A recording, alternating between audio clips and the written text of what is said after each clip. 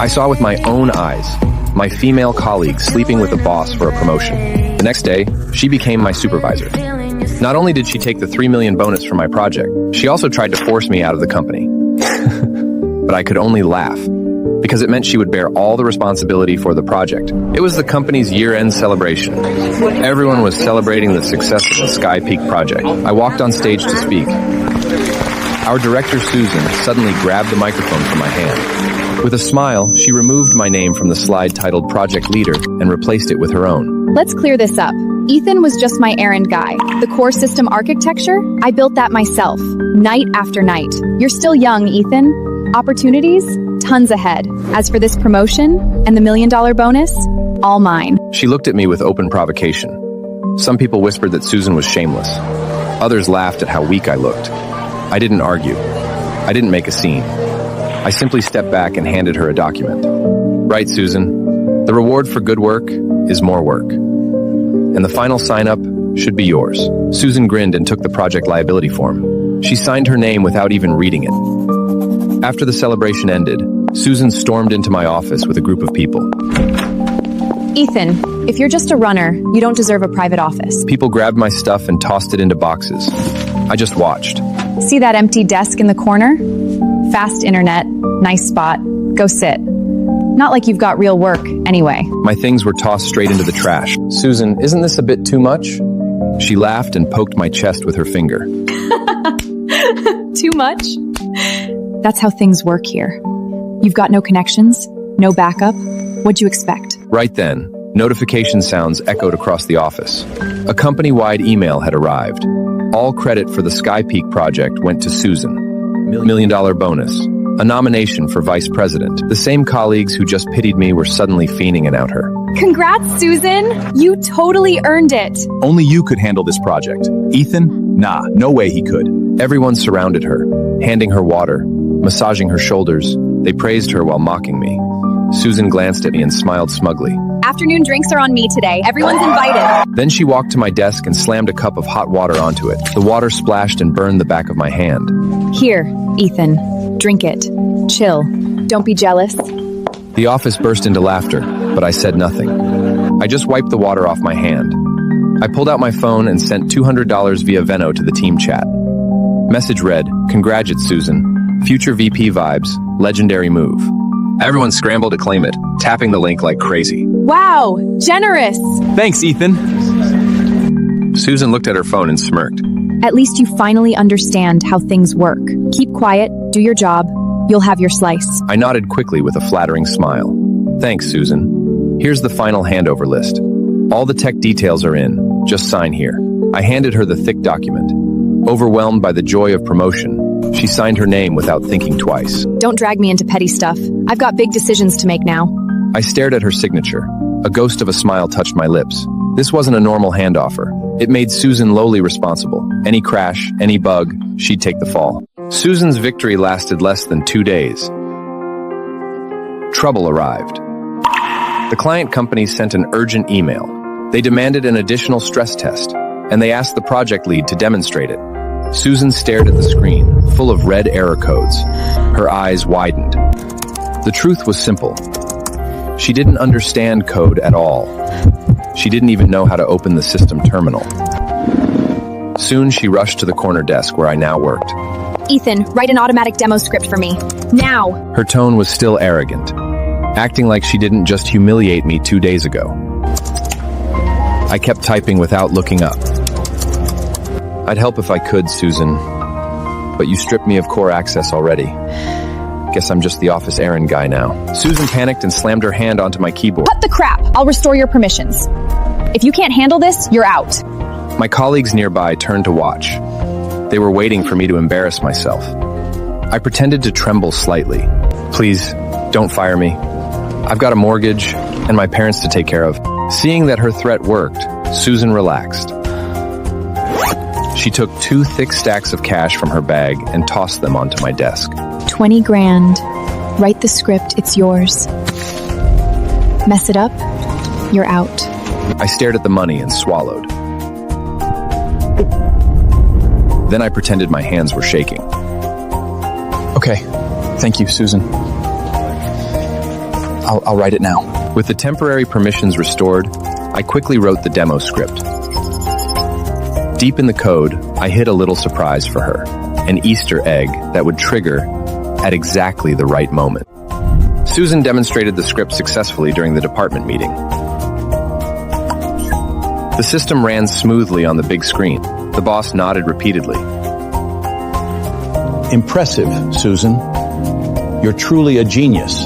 Susan beamed with pride as everyone praised her. After the meeting ended, she returned with a group of followers.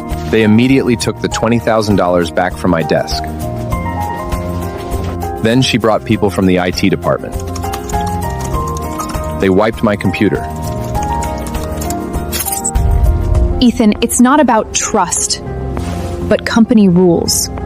We have to be careful.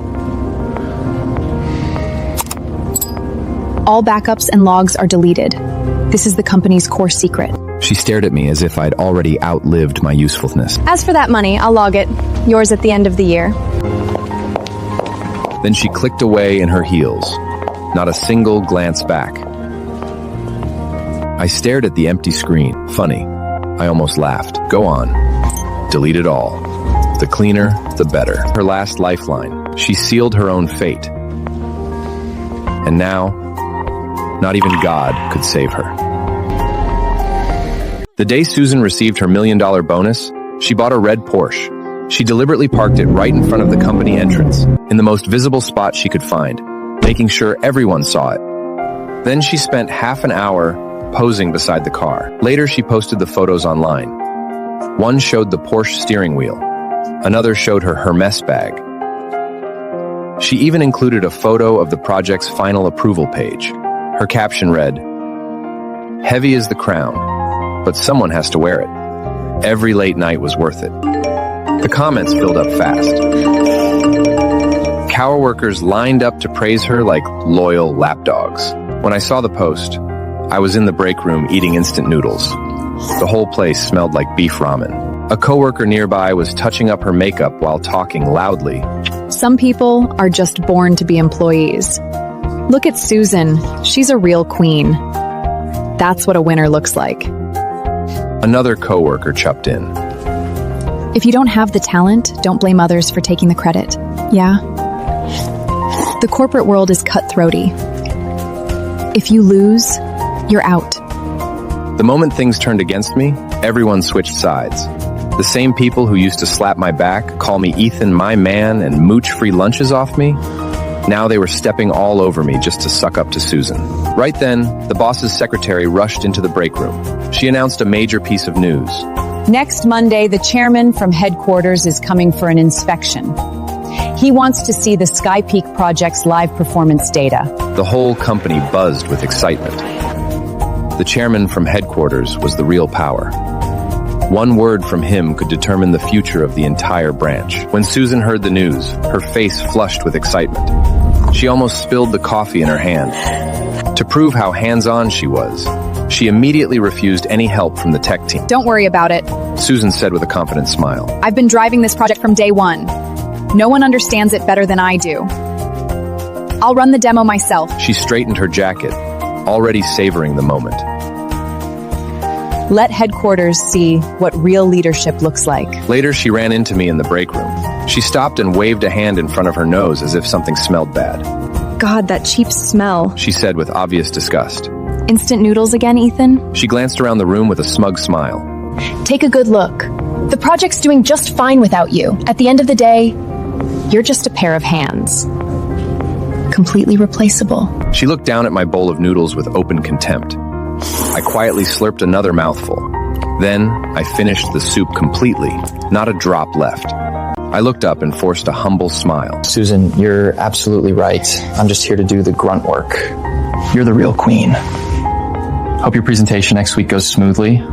Wishing you all the success. And maybe keep me in mind once in a while. Susan nodded and turned away. Glad you know your place. Her high heels clicked sharply on the floor. That night, my phone buzzed in the dark, the screen cutting through the quiet. It was a voice message from Susan. Her tone was sharp and commanding. Have a speech ready for me by tomorrow morning. Make sure it emphasizes my innovation. All the nights I stayed up solving problems. Skip the boring technical details. Make it sound impressive, high level. And if it's subpar, you'll be looking at your termination letter. Don't expect me to go easy. I listened, a faint smile tugging at the corner of my lip. Then I tapped the screen and replied with a single word, noted. The day before the inspection, just before the end of the workday, Susan appeared at my desk, flanked by the HR manager. She held a printed document in her hand. Ethan Carter, records show you've been slacking and dragging down the team. You've created a toxic atmosphere. She tossed a resignation agreement at me. The paper's edge scraped my cheek. Sign it. Now, then clear out. Your stuff's already packed. The office fell completely silent. No one dared to speak for me. I could even hear people breathing. I looked at Susan's twisted face. She practically radiated excitement. But I saw it clearly. She wanted me gone. Completely. Tomorrow was the chairman's inspection. She feared I'd speak out. Feared I'd steal the spotlight. Or reveal her as a fraud. She needed me out.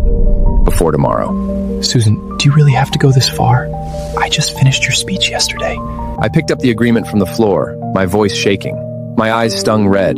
Susan crossed her arms, a cold sneer on her lips. Cut the act. I know exactly what you're thinking. You're a ticking time bomb. Sign it, or I call security and have you out. Don't make this messy. I took a deep breath. Then I picked up the pen and signed it without another word. Fine, I'll go. While I packed my things, I deliberately placed a black USB pad on top of the box. This has the final project files and the encryption keys. Everything's in there. Don't lose it. Susan snatched the drive, plugged it into her computer, and started scanning the folders. When she saw that all the files were intact, she let out a satisfied sigh.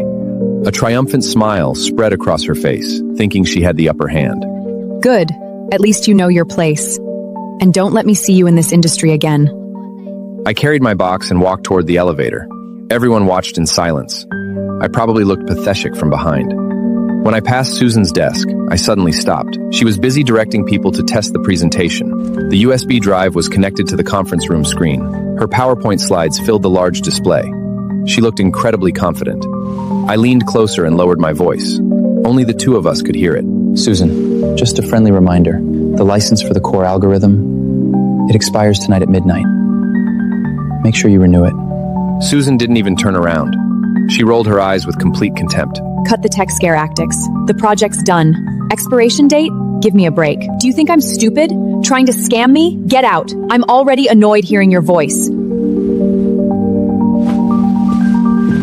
The cold wind hit my face the moment I walked out of the building. And yet, I felt a rush of relief, almost giddy. I pulled out my phone. A red countdown button glowed on the screen.